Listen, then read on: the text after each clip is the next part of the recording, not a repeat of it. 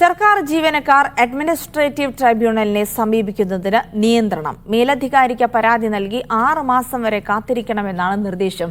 Circular ജനാധിപത്യ വിരുദ്ധമാണെന്ന് ചൂണ്ടിക്കാട്ടി ഭരണ പ്രതിപക്ഷ സംഘടനകൾ രംഗത്തെത്തി.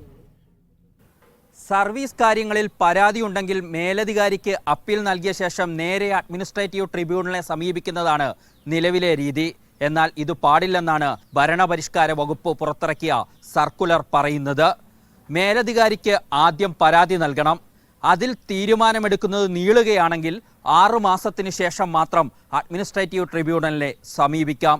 ഇത് അഡ്മിനിസ്ട്രേറ്റീവ് ട്രിബ്യൂണലിന്റെ അധികാരങ്ങളിലേക്കുള്ള കടന്നുകയറ്റമാണെന്നാണ് CPI അനുകൂല സംഘടനയായ ജോയിന്റ് കൗൺസിലിന്റെ വാദം.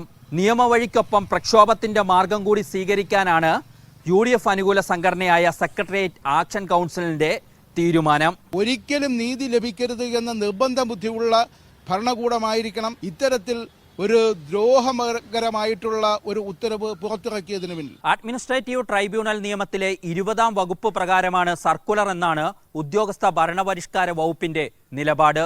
നിലവിലെ നിയമം കർശനമായി പാലിക്കണമെന്ന് നിർദ്ദേശിക്കുക മാത്രമാണ് ചെയ്തിട്ടുള്ളതെന്നും വകുപ്പ് വാദിക്കുന്നു.